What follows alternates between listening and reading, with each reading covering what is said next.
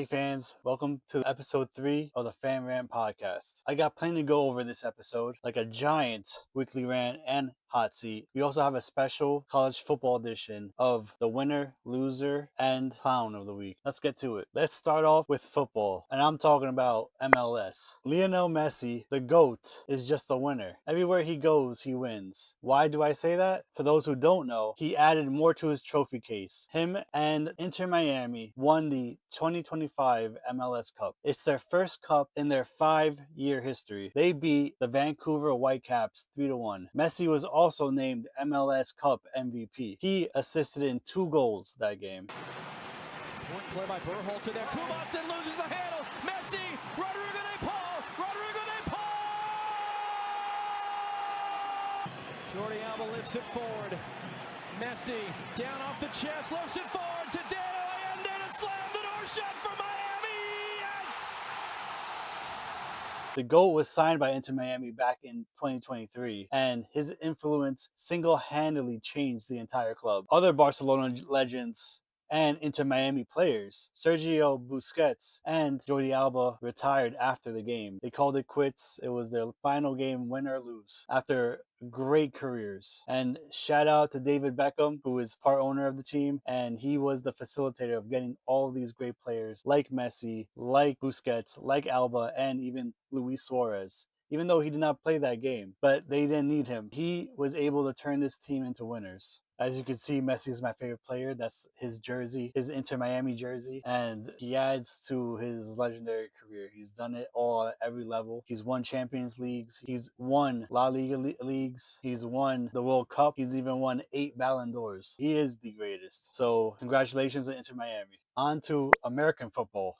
Daniel Jones, quarterback for the Indianapolis Colts, suffered an Achilles injury. Jones injured himself on a non-contact play, and he went down and he was immediately frustrated, like he knew what just happened. And anybody who watched it happen could guess that he probably tore his Achilles on his right leg. This is a 3rd and 8. We're under a minute to go here in the first. Here comes the rush. It holds up, flags down. Jones does hit it. Very close to first down yardage. Jones is grabbing the other leg. He is. Oh, he may need to come out of this game. Oh, man. The backup is Riley Leonard, rookie out of Notre Dame. And Daniel Jones. Personal foul. Shot block.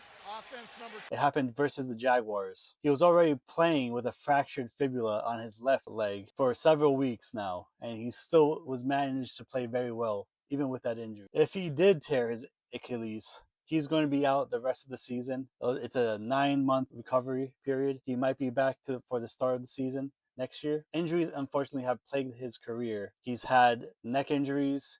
He even suffered a torn ACL back in 2023 while playing for the Giants. He was having an incredible season for the Colts, and no one on earth would have expected that in the first place, except for Jones himself, I guess, and Shane Steichen. They were legitimate Super Bowl contenders, and Why?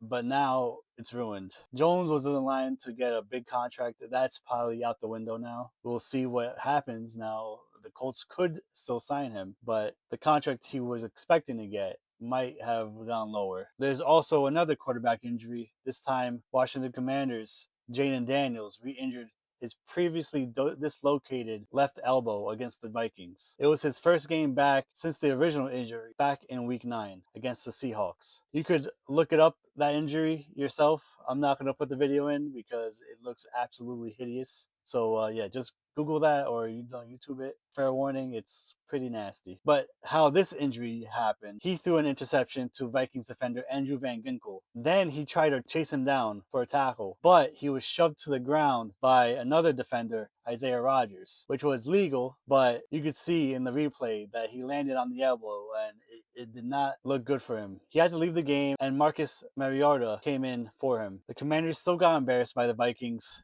31-0. If I was Dan Quinn and the Commanders, I would shut him down. Like, don't let him get on the field. Even if he is somewhat healthy or good enough to play, he's still battling injuries and should be in no way risk. In my opinion, it would be malpractice put him in, but with these NFL coaches, we've seen that they'll put their injured quarterbacks in anyway, just if it means a win. Even if they win, every win from now on is meaningless. And then we move on to the Giants. Their GM, Joe Shane, spoke this week for the first time in 3 weeks after firing Brian Dable, the former head coach. He only spoke because the Giants are on their bye week. Thank God. Like, who wants to see another Giants game this week? And by the way, he was more than 30 minutes late to his own press conference. No wonder Abdul Carter shows up late to meetings, because the top brass apparently does it all the time. Great start to the press conference. He spoke like a loser GM on a losing team. He also said a whole lot of nothing. Said the Giants still have a solid young core, and it's an attractive job for a head coach coming in. Yeah, we'll see about that, buddy. He took some blame for their failures. Not all of them, of course. He had to make some excuses for that, and he also dodged the real questions. But we'll mention more about him later. On to the NBA. Giannis Antetokounmpo wants out of Milwaukee. Even though he didn't directly say it, his people make sure that they know that he wants out. And he wants to be traded to the New York Knicks. But those conversations have stalled because he's out for 2 to 4 weeks with a calf strain. If I were the Knicks, I would stay away from Giannis until the offseason. Do not trade him this season at all. Do not go for him this season, because there's no guarantee that he's going to be fully healthy, and who knows how he'll play even if he is dealing with an injury. That he has to be very careful, because a calf strain could lead to a very serious injury that could result in him being out for a while. So wait until the offseason when he's fully healthy. I know the Bucks front office is also probably mad, not because he wants out, but because they probably can't get anything real for him from the Knicks. Another team would have to get involved in order for them to even sniff a first round pick, because the Knicks have no first round picks to offer at this time. They gave away all those picks to the Nets for Mikal Bridges. Why they gave up so many first round picks for him, I'm not sure. He's a good player, but he's not worth that many draft picks. 5 first round draft picks they gave away. It makes no sense to me. Even when they did, it still didn't make sense to me. But the Bucks front office could get so many better offers from other teams that I would seriously consider that. But if they are dead set on fulfilling Giannis's wish, then they better try to get the best deal they possibly can, and that's going to involve other teams. LeBron's double-digit scoring streak ends at 1,297 games. That streak ended in Toronto, but he didn't care because the Lakers won the game on the back of Austin Reeves, who dropped 44 points. He got the game-winning assist to Rui Hachimura, who hit the game-winning buzzer beater. James in the corner for the win. Luka Doncic wasn't there because he was in Slovenia with his fiance, who was in labor with their second child. And the sorry Clippers front office severed ties with Chris Paul, a Hall of Fame and legendary point guard. This was supposed to be Paul's retirement tour as a Clippers legend. But the Clippers stink, and they're butthurt that Paul has called them out a lot since he's been signed to them for this 1 year. Called out for being garbage. Called out the front office and called out the coaching for being garbage. Was it smart of him to do that all the time? Maybe not, but he had a point. Their coaches didn't like it, and neither did the front office. Shit, man, yo, if this was the old days. Yeah, now, well, the thing about the old days, they the old days. So boom, he's out. He's off the team. Their head coach Tyronn Lue wasn't even on speaking terms with him. James Harden and Kawhi Leonard were shocked the front office released him. They allegedly didn't agree with the front office's decision. Chris Paul may have not been good in recent years, but there is no reason for him to be treated this way, in my opinion. I think he's earned some respect, especially for the organization that he helped make relevant. Clippers can't seem to do anything right anymore. They sign and trade for these players, these old washed players like Harden, Leonard, Bradley Beal, and have been awful. Leonard and Beal can't even stay healthy, and Harden is fighting a losing battle. Even if he does drop 30 to 40 points here and there, it's not going to do anything. But the Clippers are a dumpster fire. They deserve what they get. Now the MLB. The Red Sox trade for Johan Oviedo from the Pirates. They traded away top prospect Joseph Nixon Garcia and other prospects. Joseph Nixon was named the password for his crazy spelled out first name. Pirates also received pitcher Jesus Chavicio, while they sent pitcher Tyler Samaniego and catcher Adonis Guzman to the Red Sox. Injuries and inconsistency has plagued Oviedo's career. He has a good arm, but he seems to not stay healthy a lot, and he walks a lot of players. The Red Sox also traded for Sonny Gray a few days earlier from the Cardinals for 2 prospects. The Red Sox are now looking at a rotation that has Garrett Crochet leading the staff, along with Gray, Oviedo, Brian Bello, Cutter Crawford, and Patrick Sandoval. And now Sonny Gray all of a sudden hates the Yankees. Hasn't said a word about the Yankees since he played for the Yankees. But now, since he's a Red Sox, he has to mention that he hates the Yankees. Funny how that works. And in the past, he said he liked being a Yankee. It was just unfortunate the way it played out because of how bad he was. I couldn't be happier with how it all played out, and I couldn't be happier to be here today. So I was, when I talked to Billy Monday morning, and he told me that it finally went through and I was going to be a Yankee, I just had a big smile on my face. It feels good to me to go to a place now where, you know what, it's easy to hate the Yankees, right? But anyways, let's move on. The winter meetings begin. That means the top executives, GMs, and agents are all together in one place in Orlando, and they're ready to sign and deal. As a Yankees fan, I hope they do something on this winter meeting, because they tried to last year. They got Max Fried, but they failed to get Juan Soto. So, will the Yankees be aggressive, or will they sit on their hands for the first time in a long time? Will Tyreek Skubal get traded? Where will Cody Bellinger and Kyle Tucker go? This could all happen all at once in the winter meeting, so buckle up.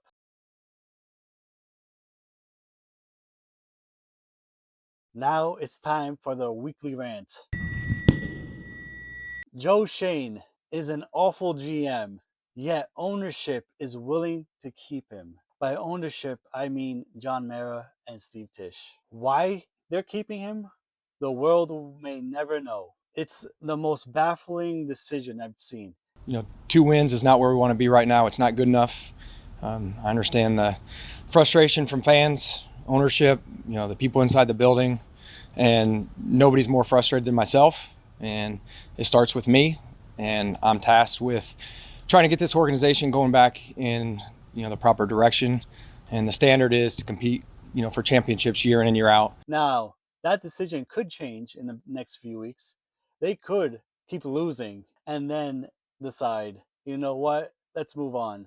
And I'm hoping that's the case. I'm hoping that the Giants are bad enough. I don't want them to keep losing, but I'm hoping that they're bad enough that he does get fired, because he does not deserve to be leading this front office. There's reports that they say, oh, Joe Shane modernized the front office. What do you mean by modernize the front office? Like modernize, like he gave them Macs and iPads? Like he gave them new tech? They learned how to use 3D presentations? Like, it's a joke. Like, what exactly did he do to modernize the front office that was different compared to other front offices, or compared to other GMs under the Giants' tenure? And let's not forget that this guy was late to his own press conference. And Abdul Carter is getting all this heat for being late to his meetings. Meanwhile, the top brass is also being late to their meetings. So no wonder this is happening. It's a awful culture that has been put together in this front office, in this team, and in this roster. He's too busy memorizing these PR-friendly question dodging. Yeah, I understand the question. Yeah, I understand the question. Yeah, I understand the question there too. Yeah, I understand the question, and I understand the question. And yeah, that certainly made you look good better. And as of right now, Shane's record as the Giants GM is 20-43-1. Now, I'm no genius, but that does not sound good. No other well-run football team would ever let this happen. But of course, since he works for the Giants, it could happen. It's fine. Apparently, the Giants still think they're a well-run organization. The Giants way, they think that's a real thing, apparently still. After years of losing, I'm sure the Giants' way is still intact. More than 10 years of losing at that. And let's not forget his draft bust. Every year he seems to look like he's getting the right picks, but they never seem to work out when they put on that Giants uniform. I wonder whose fault that is exactly. It could be his fault, it could be the coach's fault, but ultimately I think that's the ownership's fault. But let's continue with this. Let's humor me. Let's talk about his bust though. We got Evan Neal, probably the most egregious one. Jalen Hyatt, you could argue, is another egregious one. A Palintikov winner. And the guy barely touches the field ever since he's been drafted in the first place. Barely touches the field. Deontay Banks can't stop anybody. He gets embarrassed by any receiver he faces. Then we got Eric Gray. Where is he at? I don't even know where he is. And Josh Zudu. Like, this guy stinks. Another revolving door just like Evan Neal. At least Evan Neal hasn't played in a while. He hasn't even played all season. I wish we could just cut him now, but I'm sure they're going to cut him in the offseason. The first two draft classes, besides a few good players, were awful. Like, you could draft Neighbors. You could trip and fall on drafting Neighbors, and he'll be a good player. Like, that's no question. We can't even credit Joe Shane on the freaking dart pick because that was Dable's guy. Dable was the one who made Shane draft him, not the other way around. His one good thing he's done as a Giants GM is trade for Brian Burns. That's the one good thing you could say, yeah, that's a good move by a good GM. But no, all the other moves he's made have been terrible. His free agents, awful. They haven't even been good. Spending more than $200 million on free agents, and not one of them are difference makers. And he paid Daniel Jones way too much money for just one good season. One good clean season, I should say, instead of paying Saquon Barkley. And he spent a lot of money on Jones. Now, Saquon, he's not looking good right now. Saquon is looking a little bit old, but the Eagles were using him a lot last season on their way to a Super Bowl. But why should I just blame Joe Shane? Let's blame the front office and Mara and Tish for letting this happen. Like, I understand John Mara is sick. He's dealing with cancer, and I hope he gets well. I understand that. But he also has the power to name someone in his family to be some sort of mouthpiece or decision maker for him on his behalf. If he did that, then maybe we could make some progress. But no, I don't think he did that. Because if he did do that, Shane would have been fired. But it looks like Mara doesn't want to deal with Shane right now because he's dealing with bigger problems in his life. So he's keeping Shane to keep the ship running. That's merely what it is, just to keep the ship running. And when Mara is a little bit healthier, then maybe he'll do something. Mara wants to be the one to make the decisions. But look at where we are. We are the worst team in the league, literally. We have the number one pick. 2-11, we have the number one pick in the draft as we stand. Like, what are you doing? What can we do to get better? This is not making us better. Firing Joe Shane immediately, it will make us better because I'm sure there are better GM candidates out there than him. Well, that's my weekly rant. Now it's time for the hot seat. And we're going to continue with the Giants. This time, Jackson Dart is on the hot seat. Why is he on the hot seat? Well, let's start off with him still taking hits even after returning from a concussion. His play style continues to be a very dangerous game he's playing. In his first game back, he took a big hit that terrified every single Giants fan that was watching. And that thriller on Sunday Night Football, Dart's going to go and gets popped on the sideline, and including myself. And after the game, he said he's not changing and that hits like that are part of the game. I know you're a kid, you're a young kid, but you are the most important person on the Giants. The most important person on the Giants. And you should be the one taking care of yourself so that you could live to see another battle. Not risk it taking unnecessary hits. If you want to be aggressive. But taking the hits when you don't have to take the hits, not every game is guaranteed if you keep playing the way that you play. The Giants are 2-11. You, Jackson, have to realize that you have to have a future here. If you continue to take these hits, your future is going to be short. your career is going to be short. The Giants need you to be their franchise quarterback for a very long time. And you have the potential to be a star quarterback in this league, but you're just being way too reckless right now. Josh Allen, if you want to compare your game to Josh Allen was also taking hits like crazy when in his first few years as a quarterback. But then eventually he learned how to protect himself better. And you don't have to stop being aggressive. I'm not telling you to not be aggressive. I'm telling you to know how to avoid hits. Talk to Eli Manning. Eli Manning was a genius when it came to avoiding taking hits. He knew how to go down and when to go down and when to throw the ball away when he had to. And that's why he played over 200 consecutive games. So Jackson, if you don't change your ways, you're going to be like a guy like Carson Wentz. Had so many injuries he's dealing with. He's not the same player as he once was. Now he's a backup quarterback, and he was once an MVP candidate. You have to learn how to play better. You have to learn how to protect yourself, man, for the future of the Giants and for your future as well. It's time for the winner of the week. And this week's winner, the Indiana Hoosiers. They just pulled off a massive upset against Ohio State in the 2025 Big Ten Championship. The Buckeyes were heavily favored that game, even though Indiana was the number 2 ranked team in the country. And they were still not as favored as Ohio State was. It was their first Big Ten title since 1945. That is a long time. They beat Ohio State 13-10 after OSU's kicker missed a game-tying field goal with less than 3 minutes in the game. Good from 30 yards already today.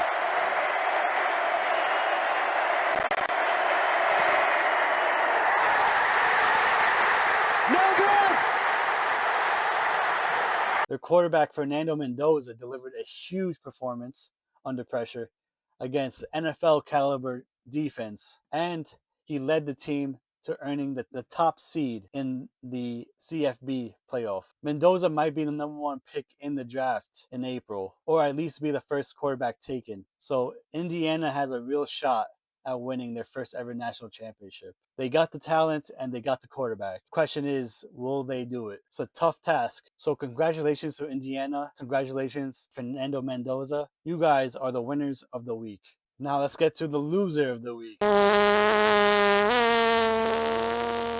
This week's loser, unfortunately, is Notre Dame. Notre Dame got screwed by the playoff selection committee, in my opinion. The selection committee somehow decided they aren't a top 12 team. They decided Miami was taking their spot. Notre Dame lost to Miami in week 1, but the committee decided on December 7th that it would be the reason that they would be out of the playoff. Meanwhile, Notre Dame was ahead of them in the rankings every week all year. The committee literally used that loss as a tiebreaker between the two teams. Let me remind everyone, it was a week 1 loss. That was the tiebreaker. Week 1. No team in week 1 really gets their bearings in week 1. Let me also remind everyone, Notre Dame was also ranked ahead of them all season. Notre Dame got absolutely screwed, and I don't blame them being as petty as they are, because they decided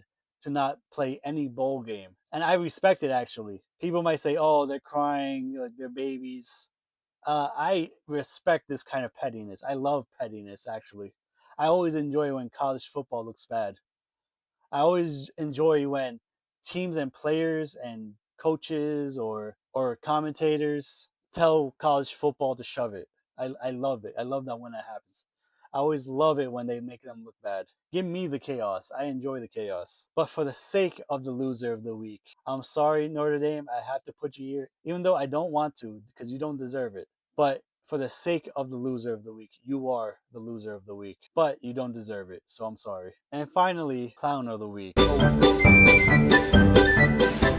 who is the clown of the week this week? Ryan Day, head coach of the Ohio State Buckeyes. Day and the Buckeyes, being as dominant as they are, still can't seem to find a way to win the Big Ten championship. It's mind-boggling that they have so many good teams all the time, and yet they have been struggling since 2020 to win the Big Ten championship. They lost to Indiana 13-10. I already told you that. They had a chance to tie it, but their kicker, Jaden Fielding, missed a 27-yard field goal with 2:48 left in the game. And prior to that, it was 3rd and 1 for Ohio State at the Indiana 9. And Day decides to pass the ball. It was 3rd and 1, and he decides to pass. Meanwhile, the run game has been pretty good, and yet they decide to pass. He decides to go for a pass. You guessed it, it was an incompletion. So that gave them the opportunity for that field goal, which ended up missing anyway. So at the end of the game, they got the ball back with 13 seconds left, and at that point, it was already over. That they just blew the game. Ultimately, they blew the game. They even had a similar opportunity in the 3rd quarter, and he also decided to pass instead of run on a 3rd and 1. That at the Indiana 5-yard line, and he decided to pass instead of run. Makes no sense to me. It seems like whenever there's a Big Ten championship, Day's brain shuts off like AOL dial-up. Ohio State hasn't won the Big Ten championship since 2020, and that was a shortened season because of COVID. Everyone knows that one. I completely acknowledge that Ohio State could easily run through the playoff like they did last year